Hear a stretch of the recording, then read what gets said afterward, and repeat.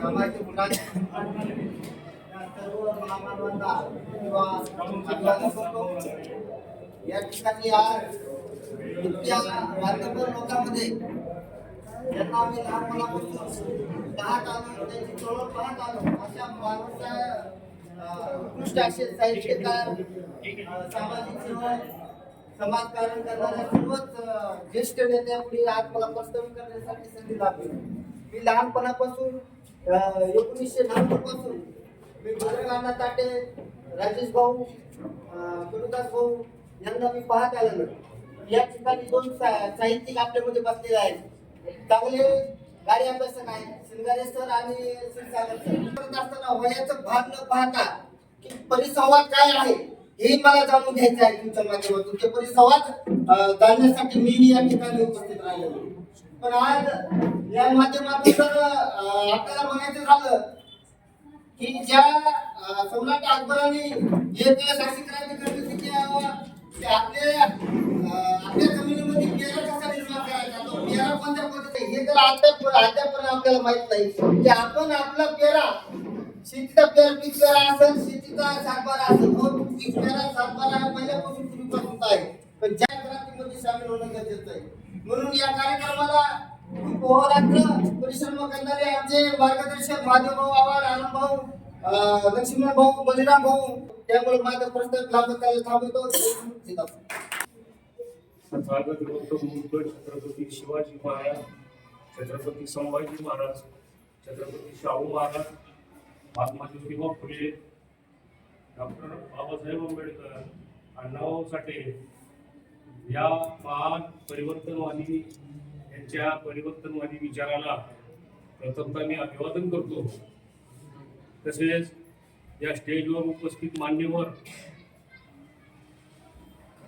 तर मित्रांनो, आज गायरान परिषदेच्या अनुषंगाने वडवणी येथे एक जनसंवाद यात्रा भरवण्यात आलेली आहे। गायरानाचा प्रश्न हा महाराष्ट्रामध्ये बिकट झालेला आहे। वास्तविक पाहता गायरान म्हणजे आपल्या गोरगरिबाची संपत्ती आहे आणि ती संपत्ती शासनाने हिसकावून घेण्याचं कारस्थान केलेलं आहे। महाराष्ट्र सरकारनं गायरान जमिनीचे सातबारे वन खात्याच्या नावावर करून दिलेले आहेत। आज दलितांच्या, आदिवासींच्या ते 2000च्या वर संघटना आहेत। सगळ्या संघटनेचे फुले शाहू आंबेडकर प्रेरणास्थान आहे। सगळ्या संघटनेचे प्रेरणास्थान काय? फुले शाहू आंबेडकर। अरे मग सगळ्या संघटनेचे फुले शाहू आंबेडकर जर प्रेरणास्थान असेल तर तुम्हाला एवढे 107, 200 संघटना काढायची गरज काय? जास्त नाही, मी पण महाराष्ट्रामध्ये फिरतो, मी कुठल्या संघटनेचा सदस्य नाही। फक्त परिवर्तनवादी विचार समाजापर्यंत कसं पोहोचवता येईल एवढं काम मी करतो। अन्यथा तुम्ही 100 संघटना काढा, 1000 काढा, मी स्पष्ट सांगतो आज परिस्थिती रात्र वैराची आहे। हे बीजेपी सरकार ज्या महामानवांच्या नंतर आंबेडकरी आणि आज या वडवणी शहरामध्ये आझाद क्रांती सेनेच्या वतीनं गायरनधारक समूह परिषद आयोजित केली। सर्वप्रथम त्या आझाद क्रांती सेनेचं मी मनापासून अभिनंदन करतो, कारण की झोपलेल्या माणसांना जागा करण्याची वेळ या आझाद क्रांती सेनेच्या माध्यमातून आज सुरुवात झालेली आहे।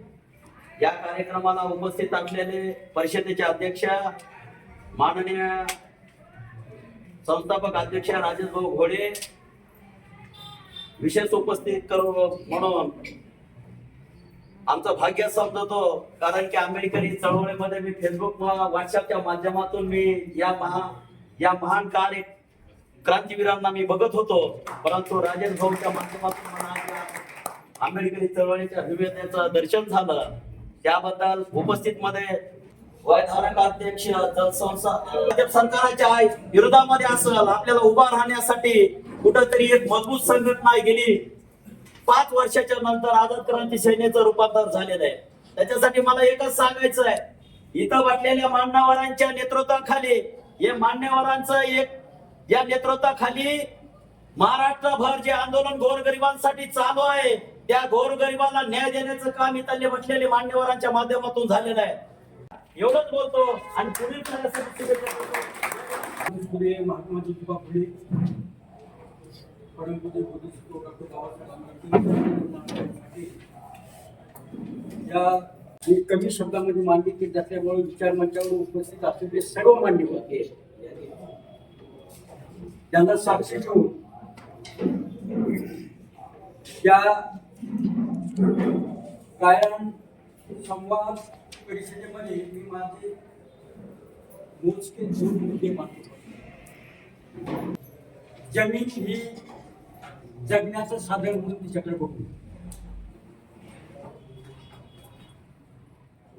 कारण हजारो वर्षे आमच्याकडे जमिनीचं साधन नसताना सुद्धा आम्ही जगलोय. कुठलंही जगण्याचं साधन नसताना सुद्धा आम्ही जगलोय.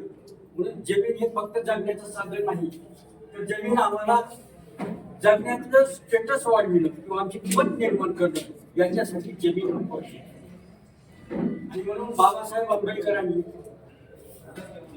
1954ला अनुसूचित जाती जमाती आयोग कमिशन होतं, त्या कमिशन साक्ष नोंदीत असताना असं म्हणलं होतं की भारतीय राज्यघटनेमध्ये मी आरक्षणाची तरतूद केली आहे.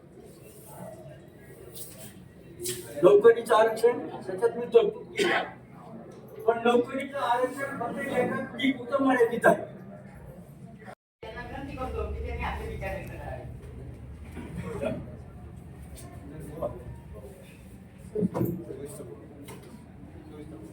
आदरणीय विद्यापीठ आझाद क्रांती सेनेचे सन्माननीय तुमचे आमचे सर्वांचे नेते राजेश भाऊ घोडे, परभणीहून आलेले सन्माननीय मोरघाटे साहेब, आमचे लातूरहून आलेले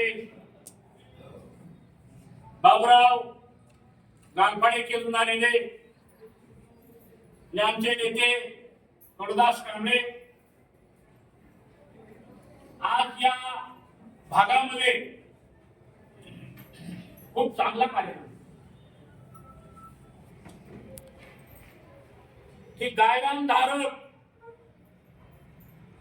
आणि गायरान धारकाच्या प्रश्नावर काम करणारे नेते मंडळी, कार्यकर्ते यांचा संवाद घडून माझ्या किती संघटना आहेत, किती नेते आहेत, याच्यावर काय तुम्हाला देणं देणं नाही. डॉक्टर बाबासाहेब आंबेडकरांची घटना जर नसती, संघटना अनेक जन्माला नसते. बाबासाहेबांचा विचार करण्यासाठी अनेक संघटना निर्माण होतील, करतील, काम करतील, त्याची काळजी करू नका. काळजी याची करा की जी संघटना आमच्यासाठी काम करते ती संघटना आमची आहे.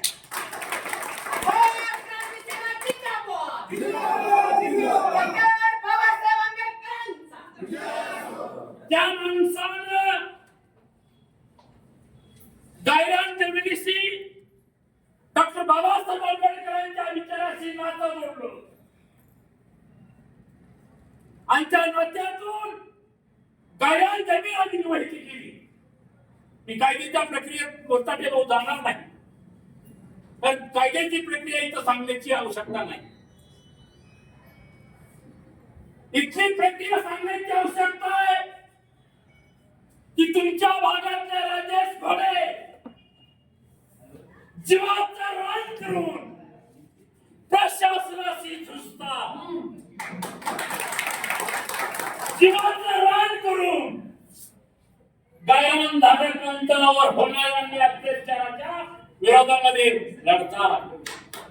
लढणारा कार्य अतिक्रमण कुणी करायला लावलं तुम्हाला सांगा, माहिती आहे का? नाही. अतिक्रमण करायला लावलं डॉक्टर बाबासाहेब आंबेडकरांनी. त्याचा इतिहास आहे. बाबासाहेबांनी याच्यावर लढा लावला, मग दादासाहेब गायकवाडांनी लढा लावला गायरान जमिनीचा, आणि मग त्याला जो पडणारा कार्यकर्ता आहे त्याच्याच पाठीमागे राहायचंय. मला खात्री आहे या जिल्ह्याचे सन्माननीय कडदास कांबळे,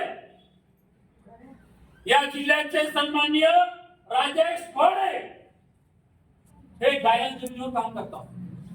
कुठे करतात सांगते का मला? सत्याग्रह आंदोलन ठेवलंय. त्या सत्याग्रह आंदोलनाला येतात का तुम्ही? कोण कोण येणार? हात वर करा. येणार? मराठवाडा स्तरीय ठेवलाय. फक्त उस्मानाबाद जिल्ह्यातच नाही, 11 तारखेला एक डॉक्टर बाबासाहेब आंबेडकरांचा वारसदार जिल्हा म्हणून संपूर्ण मराठवाडा 20 जिल्ह्याकडे बघतोय. आता येणाऱ्या 11 एप्रिलला धाराशिवला आपण यावा आणि एक आग्रह सत्याग्रहाच्या ठिकाणी आपण पाहण्यासाठी यावा, सत्याग्रह करण्यासाठी तिथे यावा. तो सत्याग्रह मर्यादित जिल्हा मर्यादित नसो, तो मराठवाडा स्तरीय सत्याग्रह आहे. एवढंच आपल्याला बोलतो. धन्यवाद. जय भीम, जय भीम, जय आझाद भारत. माननीय रामभाऊ लागाडे यांना विनंती करतो की त्यांनी एक 2 मिनिटं. आज या ठिकाणी बागदर गायकवाडांची या ठिकाणी परिषद आयोजित करण्यात आलेली आहे. आझाद क्रांती सेनेच्या मार्फत ही परिषद आहे. या ठिकाणी वरताडे साहेब आहेत, आमचे गोडे साहेब आहेत आणि या ठिकाणी नागनाथ चव्हाण आहे. तर हा जो लढा आहे, आता बजरंग साहेबांनी सांगितल्याप्रमाणे हा लढा केवळ एका तालुक्याचा, एका गावाचा नाही, तर हा लढा पूर्ण महाराष्ट्राचा आहे. सरकार आपल्या प्रतिवादाचं सरकार आहे, आपल्या विचाराचं सरकार नाही, आपल्यासाठी काही करणार नाही. म्हणून घोड्यासारखी माणसं या ठिकाणी या उतरली आहे. तरीही तुम्ही आता घोडेच सगळं करणार आहे आणि आपण घरी बसणार आहे, ही गोष्ट सोडून द्या. कारण काय करताय तुम्ही संपत्ती मिळवायची तुम्हाला, घोडे फक्त तुमच्या विचाराला की बाबा माझा गरीब माणूस, माझा दलित माणूस हा कुठंतरी सत्ता संपत्तीच्या राहिला पाहिजे, त्या मुलाबाळांना चांगलं शिक्षण घेता आलं पाहिजे, त्यांना चांगलं राहिलं पाहिजे, त्यांना संपत्ती मिळाली पाहिजे, हा त्यांचा उद्देश आहे. मानवाच्या मूलभूत गरजा अन्न, वस्त्र, निवारा, पाणी हे आपल्याला जमिनीपासून मिळते आणि या जमिनीवरच आपण राहतो आणि जमिनीच आपल्याला अन्न पाणी देते आणि ताकद आणि शिक्षण ही सर्व उत्पन्नाचं साधन आणि विकासाचं साधन ही जमीन आहे. आणि मग ही जमीन समान वाटप झाली पाहिजे आणि प्रत्येकाने गाळानंतर घेतलंच पाहिजे, प्रश्नच नाही. म्हणून या लढ्यासाठी तीव्र प्रकारची ही आझाद क्रांती सेना आपल्या समाजामध्ये गोरगरिबामध्ये लढली पाहिजे आणि सरकारवर अधिकाऱ्यावर वचक धाक दाखविला पाहिजे. यासाठीची हा संवाद परिषद मेळावा घेतलेला आहे. त्यानंतर माननीय प्राध्यापक सिद्धार्थ सिंगारे साहेब यांना विनंती करतो की त्यांनी आपले विचार व्यक्त करावे. सर्वांना जय भीम. आज आझाद क्रांती सेनेच्या वतीनं गायरान या कार्यक्रमाचे अध्यक्ष, सेना प्रमुख, आझाद क्रांती सेनेचे प्रमुख राजेशभाऊ घोडे, विचार मंचावर उपस्थित असलेले सर्वच मान्यवर आणि माझ्या समोर बसलेल्या बंधू आणि भगिनी, गायरान जमिनीच्या संदर्भात काही अनुभवी लोकांनी महत्वाचे माहिती दिलेली आहे आपल्याला. बाबासाहेब आंबेडकरांनी त्यांच्या जीवनाचे 3 ध्येय सांगितले होते. तारीख सांगतो, 18 मार्च 1956. ठिकाण आहे आग्रा. आग्र्याला डॉक्टर बाबासाहेब आंबेडकरांनी भाषण केलं. भाषणाला 2 लाख लोक उपस्थित होते आणि बाबासाहेब आंबेडकरांनी म्हणले 18 मार्च 1956 म्हणजे त्यांच्या आयुष्यातलं शेवटचं वर्ष. 6 डिसेंबरला त्यांचं महापरिनिर्वाण झाले. त्याच्या 9 महिने अगोदर बाबासाहेब आंबेडकरांनी त्यांच्या वयाच्या शेवटच्या वर्षामध्ये जे महत्वपूर्ण भाषण आग्र्यामध्ये केलं आणि आग्र्यामध्ये बाबासाहेब आंबेडकर म्हणाले माझ्या राजकारणात येण्याचे 3 ध्येय आहे. मी कशासाठी राजकारणात येत आहे त्याचे प्रमुख 3 ध्येय आहेत. नंबर 1, माझ्या राजकारणात येण्याचं नंबर 1चं ध्येय आहे की ज्ञानाची गंगा घरोघरी आली पाहिजे. ते माझं प्रमुख ध्येय आहे आणि मी त्यासाठी काम करतो. मी तुम्हाला भारतीय संविधानामध्ये शिक्षणाचा हक्क दिला, रिझर्वेशन दिलं, आरक्षण दिलं, शिक्षणामध्ये आरक्षण दिलं. MBBS ला आरक्षण आहे, इंजिनिअरिंगला आरक्षण आहे, LLB ला आरक्षण आहे, MBA ला आरक्षण आहे, शिक्षणामध्ये आरक्षण दिलं. मी स्वतः मिलिंद कॉलेज काढलं, सिद्धार्थ कॉलेज काढलं, पीपल एज्युकेशन सोसायटी काढली. खूप सारं काम केलं मी या पहिल्या माझ्या ध्येयासाठी आणि मी समाधानी आहे. हे काम मी करू शकलो त्यासाठी मी समाधानी आहे. माझ्या जीवनाचं आणि राजकारणाचं दुसरं ध्येय होतं नोकरदार वर्ग तयार झाला पाहिजे. नोकरदार वर्ग तयार झाला पाहिजे आणि त्यासाठी मी आरक्षणाची तरतूद भारतीय संविधानात केलेली आहे आणि संविधानामुळं आपल्या समाजामध्ये आता नोकरदार वर्ग तयार सुरू झालेला आहे.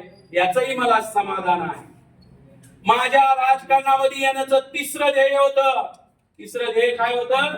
माझ्या खेड्यापाड्यातील बांधवांचा उद्धार करणे. आणि बाबासाहेब म्हणले हे 3रं ध्येय मी पूर्ण करू शकलो नाही. आयुष्याच्या शेवटच्या कालखंडातलं भाषण आहे. 18 मार्च 1956चं भाषण आहे. माझ्या खेड्यापाड्यातील बांधवांचा उद्धार करणे माझ्या राजकारणात येण्याचं हे 3रं ध्येय आहे आणि मी हे पूर्ण करू शकलो नाही. परंतु यानंतर म्हणजे 18 मार्च 1956 यानंतर माझ्या आयुष्यामध्ये जे काही वेळ आहे, माझ्याकडे जी काही शक्ती आहे, माझ्याकडे जे काही ज्ञान आहे त्याचा उपयोग करून मी माझ्या खेड्यातील बांधवांचा उद्धार करणार आहे. हे बाबासाहेबांची इच्छा आहे, बाबासाहेबांचं स्वप्न आहे, बाबासाहेबांचं ध्येय आहे. हे गायरान जमिनी आपल्याला मिळायला पाहिजे. त्यामुळे बाबासाहेबांचं म्हणणं होतं जमिनीच्या संदर्भात पहिलं जमिनीचं राष्ट्रीयकरण झालं पाहिजे. संविधान सभेला बाबासाहेबांनी ते अर्ज दिला, त्याला मेमोरंडम म्हणतात. ते पुस्तक रूपात आहे स्टेट अँड मायनॉरिटी, राज्य आणि अल्पसंख्याक. त्याच्यात बाबासाहेब काय म्हणले? जी कोणत्या गावात जर जायचं असेल आपल्याला जमीन लागणार आहे. अतिशय उत्कृष्टपणे त्यांनी आपल्याला मार्गदर्शन केलेलं आहे. नेता आणि महामानव आणि जमिनीचं काय महत्व आहे आणि सन्मान कसा असतो याचं सविस्तर असं मार्गदर्शन भावने केलेलं आहे. मी त्यांना धन्यवाद देतो. यानंतर त्यांना विनंती करतो की त्यांनी आपले विचार व्यक्त करावे. आजच्या या गायन संसद परिषदेचे अध्यक्ष तरुण तळपदार आपल्या सर्वांचे नेते राजेश भाऊ,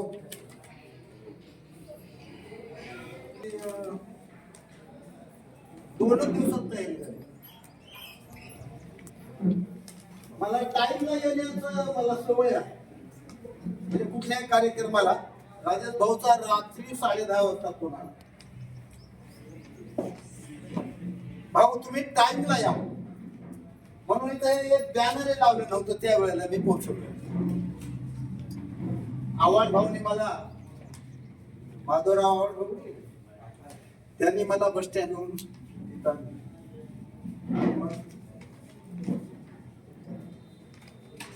ही गायरान संसद परिषद आहे. गायरान कोणी कोणी धरलेलं आहे हात वर करा. न धरलेले माणसं आपसात बोलणार आणि धरलेले माणसं इकडे लक्ष देणार. कशाची परिषद आहे? गायरान संवाद परिषद. संवाद परिषद आहे म्हणजे गायरान धरणाऱ्या माणसांसोबत आपणाला संवाद साधायचा आहे. त्यांचं म्हणणं काय आहे, त्यांचा प्रश्न काय आहे. गायरान तुम्ही ज्या गावामध्ये काढताय तिथं तुम्हाला कोणत्या कोणत्या प्रश्नाला तोंड द्यावं लागतं आणि जे तुमच्याकडून आम्हाला समजेल तर ही सर्व कमिटी हाच तुमचा प्रश्न मंत्रालयापर्यंत देणार आहे. त्याच्यासाठी ही गायरान परिषद आहे. अग्नी, नंबर 2 पशुपालन, नंबर 3 चाक आणि नंबर 4 शेती. ही मुद्दाम तुम्हाला काही मुद्दे तुमच्या लक्षात यावे म्हणून सांगणार आहे. कारण ही लढाई आता फक्त इथे यापुरती नाही. ही लढाई आपल्याला महाराष्ट्र आहे, ही लढाई देशात जाण्याची शक्यता आहे. प्राध्यापक सिद्धार्थ सरांनी सांगितलं की ही लढाई आता दिल्लीच्या तख्तापर्यंत जाण्याची शक्यता आहे. कारण आहे आवाज मुंबईपर्यंत जावं नाही तर इथल्या लोकांना तरी कळावं. कमावण्यावाला बस आता लढाई लढता. कमावण्यावाला लूटनेवाला लूटनेवाला नया जमाना नया जमाना. धन्यवाद. जिंदाबाद. जय भारत. जय संविधान. कोल्यामुळे ही खूनगाठ बाळगायची आणि आता आझाद क्रांती सेनेचा लढा गावागावामध्ये सरकारला वचक बसविण्यासाठी दाखवायचा हे अपेक्षा व्यक्त करतो. यानंतर माननीय आझाद क्रांती सेनेचे महासचिव गुरुदासजी कांबळे यांना विनंती करतो की त्यांनी थोडक्यात आपण या ठिकाणी आलेला आहात याची आम्हाला जाणीव आहे. आता मी पाहिलं 2:30 वाजले म्हणजे तुमचा अर्थ किती पाहावा. ठीक आहे? पण त्याचा थोडा उलट मी असं म्हणतोय की आता तुम्ही म्हणायला पाहिजे की खरंच या स्टेजवर बसलेल्या लोकांचा अंत आम्ही किती पाहू असं तुम्ही म्हणा. कारण गेल्या आता मोरताटे साहेबांचं तुम्ही ऐकलं 19 सर्वप्रथम घटनेचे शिल्पकार डॉक्टर बाबासाहेब आंबेडकर, महात्मा ज्योतिबा फुले, अण्णाभाऊ साठे, छत्रपती शाहू महाराज, ज्या आताच मला वाटतं शिंदे साहेबांना शिंगारा साहेबांना खूप चांगल्या पद्धतीची गायरान जमीन आणि स्वाभिमानाच्या जमिनीची लढाई त्यांनी खरंच चांगल्या पद्धतीची मांडली.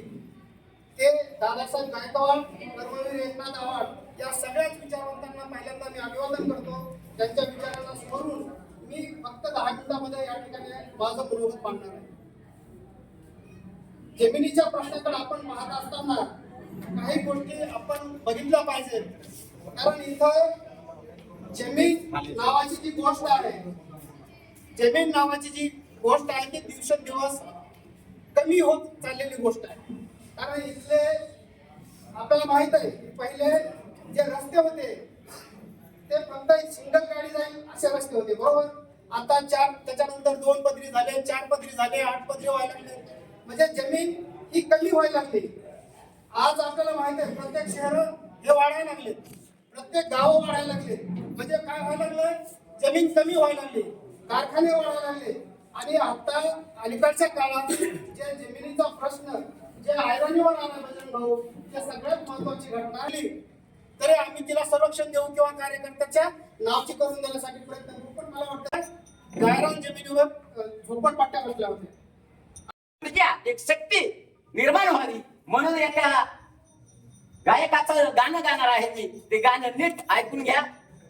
अरण्याला परखण्याला अनहळवणाला ठोकण्याला, अन्यायाला रोखण्याला हळवणाला ठोकण्याला जन्माचा अभियान.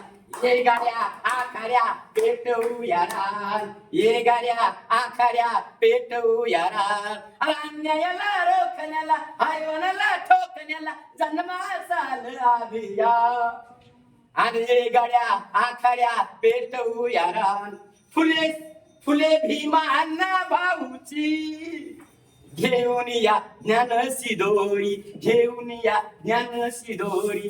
लाखो भोळ्या भावड्यांच्या कुळीच्या कुळीला उधारी पेटवूया रान.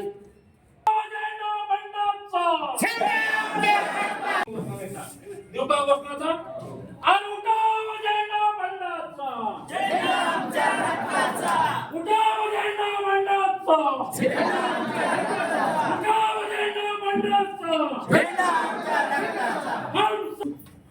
महात्मा ज्योतिबा फुले, आरक्षणाचे जनक छत्रपती शाहू महाराज, भारतीय राज्यघटनेचे शिल्पकार परमपूज्य बोधिसत्व डॉक्टर बाबासाहेब आंबेडकर, साहित्य रत्न अण्णाभाऊ साठे, माझे गुरु कर्मवीर एकनाथ आव्हाड या सर्व महापुरुषांना प्रथमतः विनम्र अभिवादन करतो. आजच्या कार्यक्रमाला त्यांनी आवर्जून उपस्थिती लावली. असे आंबेडकरी चळवळीचे गाडे अभ्यासक आणि त्यांनी येणाऱ्या काळामध्ये आझाद क्रांती सेनेचा मेंदू म्हणून काम करावं अशी माझी त्यांच्याकडून अपेक्षा आहे. असे माझे मित्र सिद्धार्थ शिंगारे या सभेमध्ये त्यांनी जोश आणला. असे झुंजार नेतृत्व बजरंग मेहताटे साहेब, ज्यांनी चळवळीमध्ये काम करत असताना चळवळीला रिझल्ट दिले असे गुरुदासजी कांबळे साहेब, अप्पारावजी मोरताटे साहेब, आमचे मार्गदर्शक आमचे केचे बाबूरावजी गालपाडे साहेब, मायाताई शिंदे साहेब, अशोकजी ढगे साहेब, तुकारामजी शिंदे साहेब, आणि ज्यांनी हा कार्यक्रम यशस्वी करण्यासाठी त्यांना मी सांगितलं होतं की आपल्याला वाचणारे आझाद क्रांती सेनेचे युवा नेते बळीरामजी कारके, तसेच विलासजी कारके, बळीराम मस्के, अरुणजी आव्हाड, मंगेशजी शिंदे, लक्ष्मण आव्हाड, अंकुश आडागळे आणि सर्वच नेते पदाधिकारी. वेळ खूप जास्त झालेला आहे. मी बजरंग भाऊ 6 महिन्यापासून आझाद क्रांती सेनेचा पाहिजे यासाठी खऱ्या अर्थाने या सगळ्या मंडळीला इथं बोलतोय. आणि मी अध्यक्ष आहे, तुम्हाला काय जास्त बोलायचं नाही, तुम्ही ह्यांचं ऐकलं पाहिजे. त्यासाठी खऱ्या अर्थानं हा आपला सगळा उठाठेव होता. बजरंग भाऊनी विनंती केली की बीडच्या जिल्हा अधिकाऱ्याला जे पत्र आलंय ते आपण सांगितलं पाहिजे. 8 नोव्हेंबर 1954 परिपत्रक क्रमांक 31/10/754 अशा पद्धतीचं ते परिपत्रक आहे. मोहम्मद अब्दुल त्यावेळेस ते महसूल सचिव होते. त्यांनी हे परिपत्रक त्यावेळेस पत्र बीड जिल्हाधिकाऱ्यांना दिलेलं आहे की तुम्ही ये जमीन भेड मागो के नाम पे किया जाए करण्याचे असं काय. म्हणजे या लोकांच्या गायनात ज्यांच्या हातात जमीन आहे ताब्यात ती जमीन दिली पाहिजे अशा पद्धतीचं एक पत्र बीडच्या लोकांना आलेलं आहे कलेक्टर. हरकत नाही, गायरान जमीन नावच्या होण्यासाठीचा संघर्ष आहे. जी मेन संघटना आहे जिचं नाव आहे RSS राष्ट्रीय सेवक. त्यामुळं आता आपली जास्त जबाबदारी, आपण जर बाबासाहेबांचे अनुयायी असू, आता आपण ठरवलं पाहिजे की आपण बाबासाहेबांचे भक्त काढूया. हा माझ्या पुढचा सगळ्यात मोठा प्रश्न. कारण या देशामध्ये मूर्तीपूजन होत आहे पण विचारांचं दफन होत आहे, हे आपण लक्षात घेतलं. म्हणून माझी बाबासाहेबांच्या चळवळीतल्या सगळ्या कार्यकर्त्यांना म्हणजे विनंती आहे, मूर्तीपूजन करून विचारांचं दफन करू नका. आणि हे सध्या मोठ्या जोमात सुरू आहे. मूर्तींचं पूजन होत आहे परंतु विचारांचं दफन. 56ला बाबासाहेबांनी सांगितलं की आम्ही धम्मदीक्षा घेणार आहोत, हिंदू धर्माला लाभ घालणार आहोत. आणि 56च्या धम्मदीक्षेचा सोहळा पाहण्यासाठी बाबासाहेब नागपूरला गेले. सिद्धार्थ नागपूरला गेले, सगळे उठून उभा टाकले. पंडित नेहरूला भेटले. पंडित नेहरूला थोडं आठवण झालं. सगळे उठले पण आंबेडकर काही उठले. मग पंडित नेहरूंनी त्यांच्या डोक्यावरची टोपी काढली आणि बाबासाहेबांच्या डोक्यावर आणि ते म्हणले मैंने तो आंबेडकर को टोपी पहना. ते काय म्हणले, मैंने तो आंबेडकर को टोपी पहना दी. जसं जसं म्हणले तसे क्षणाचाही विलंब न करता बाबासाहेब टक्कन उठून उभा टाकले आणि बाबासाहेब म्हणले इस देश में आंबेडकर को टोपी पहनाने वाला कोई माय कलाल पैदा नहीं हुआ. आणि मग ही चळवळ, ही स्वाभिमानाची चळवळ जर तुम्हाला पुढे घेऊन जायची असेल, बाबासाहेबांची चळवळ बाबासाहेबांची मुभेट पुढाऱ्यांना जगण्यासाठी नाही, बाबासाहेबांचा विचार तळागाळातल्या माणसाला, गुलाम माणसाला आझाद बनवण्यासाठी त्याच्यासाठीचा हा सगळा खटला आहे. देश पुन्हा एकदा गुलामगिरीकडे चाललेला. हजारो संकट येऊ लागलेले कार्यकर्त्यांना उद्या तुमच्या समोर उभा टाकता येईल का नाही ते सांगता येणार नाही. दिवसा आझाद क्रांती सेना जिंदाबाद आझाद क्रांती सेना जिंदाबाद राजाजी घोड़े साहब तुम आगे बढ़ो राजाजी घोड़े साहब तुम आगे बढ़ो संविधान के लिए कटने को भी तैयार है और संविधान के लिए हम काटने को भी तैयार है. असे वाद तुम्हाला आणि आम्हाला येणाऱ्या काळात निर्माण करावे लागते आणि आझाद क्रांती सेना तर ही उलचटायची नाहीच. जिसका शेर का सीना है वही आजाद क्रांति सेना में आए, जो मुर्दा है उसको जगा नहीं है. म्हणून लढाई युद्ध करत असताना तुम्हाला युद्धाचे हातखंडे सुद्धा जेव्हा केली थोडीशी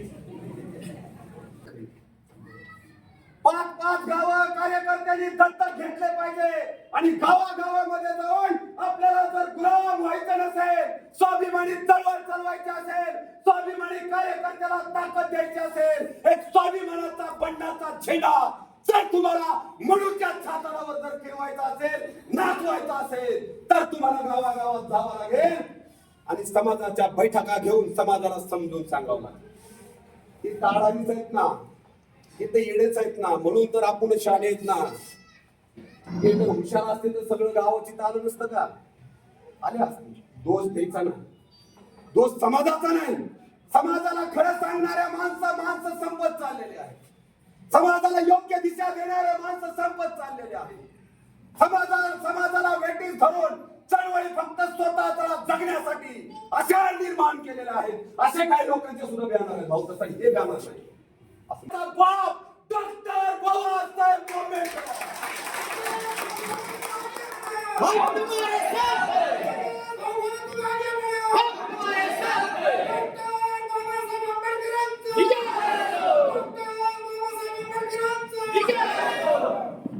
त्याच्यामुळं तुम्ही तर निळ्याचा काळा केला करा, आमचं काही म्हणणं नाही. परंतु समाजामध्ये एक चुकीचं मला रात्री हा इतिहास आहे. शिवाजी महाराजांना त्या घरातल्या लोकांनी त्रास इतिहास. समाजाने त्या काळात बाबासाहेब आंबेडकरांना संविधान सभेवरती जायचं होतं. पश्चिम बंगालच्या मुस्लिमांनी सांगितलं, बरोबर आहे की राईट आहे? पश्चिम बंगालच्या मुस्लिमांनी सांगितलं, बाबासाहेब तुम्ही आमच्याकडे या. एका मुस्लिम खासदारांनी राजीनामा दिला आणि बाबासाहेबांना सांगितलं तुम्ही पश्चिम बंगालमध्ये या, संविधान सभेवर जाण्यासाठी आम्ही तुम्हाला निवडून देऊ. आणि मुस्लिम समाजाने निवडून दिलं. हे आम्ही तुमच्या आभारी आहे.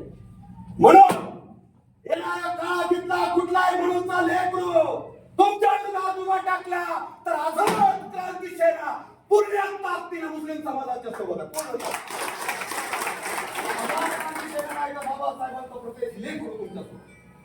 म्हणून येणाऱ्या काळामध्ये तुम्हाला हा विचार करावा लागेल.